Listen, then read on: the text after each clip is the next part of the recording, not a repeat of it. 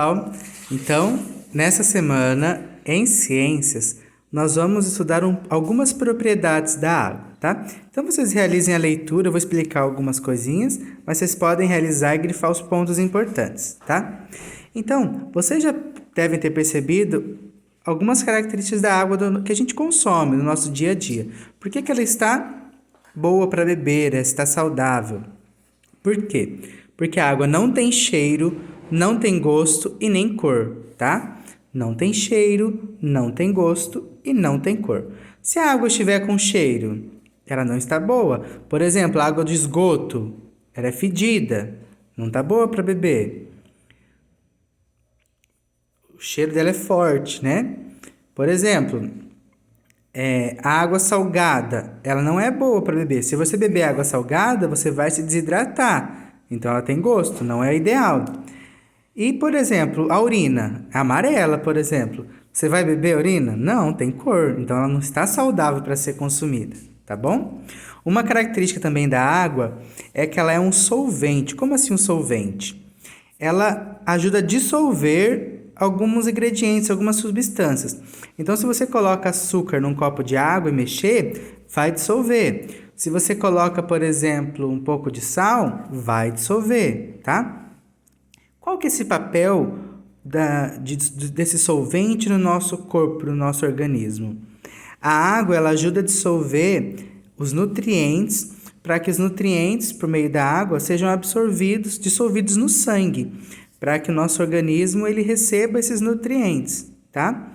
Então, a água ajuda nesse papel, dissolver os nutrientes, para que consiga ser absorvido de uma melhor maneira pelo sangue e ser levado aos nossos órgãos para fortalecer, dar energia e vida ao nosso organismo. Isso também nas plantas, que a água ela leva os sais minerais para todas as partes das plantas também, porque ela dissolve esses sais minerais, tá? Só que a água, ela dissolve muitas substâncias, ela é até chamada de solvente universal, mas nem tudo ela consegue dissolver, tá? Tem alguns alimentos, algumas substâncias que não conseguem se misturar com a água. Por exemplo, o óleo, tá? Então, se colocar óleo num copo d'água, eles não vão se misturar. Tá bom? Depois, falando um pouco sobre flutuar, objetos que flutuam a fundo na água, nós vamos ter a ideia da densidade da água, tá? Então, a água ela tem uma densidade, tem uma resistência. É como se as moléculas dela tivessem bem juntinhas. Quanto mais juntinhas as moléculas, mais densa é o objeto. Então, por exemplo, aqui nós temos duas imagens, uma boia e uma âncora de ferro. Por que será que a boia flutua e a âncora afunda? Porque a boia ela é feita de um material leve e ela tem ar dentro dela, então ela não é densa, não é preenchida somente do próprio material. Já a âncora é preenchida somente de ferro, é como se fossem as moléculas bem juntinhas, então ela tem uma densidade, um peso maior. Por isso que acontece, a boia ela flutua porque a densidade do objeto é menor que a densidade da água, e a âncora, a densidade é maior, por isso que ela afunda, tá bom?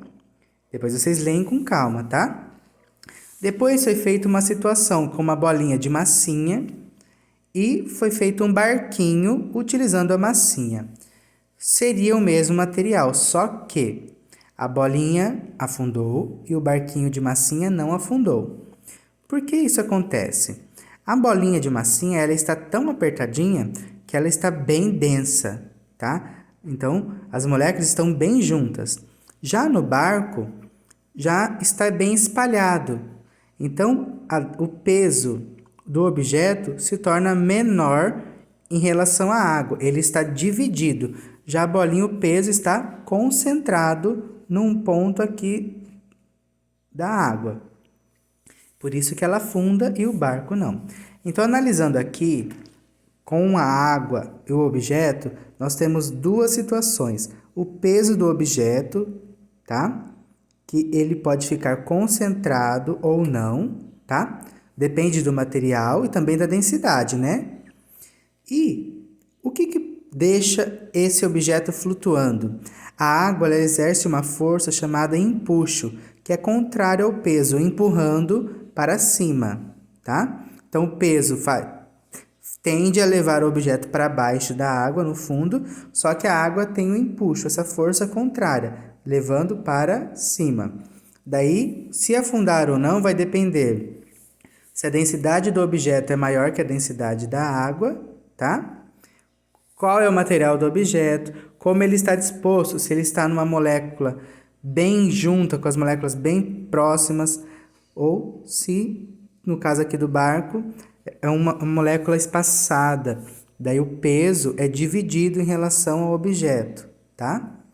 Então tem essas questões. Depois nós vamos realizar algumas atividades, tá bom?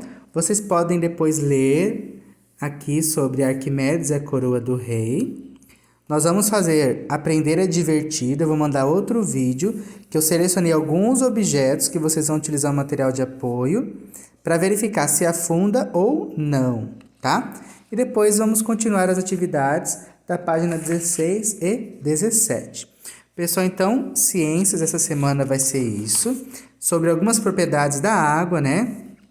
Que ela não tem cheiro, não tem gosto, não tem cor. A água que a gente consome. Que a água, ela é um solvente. Nós conseguimos dissolver várias substâncias utilizando ela, quando ela está em contato, misturando. Nem todos, né? Algumas substâncias não dissolvem na água, por exemplo, o óleo.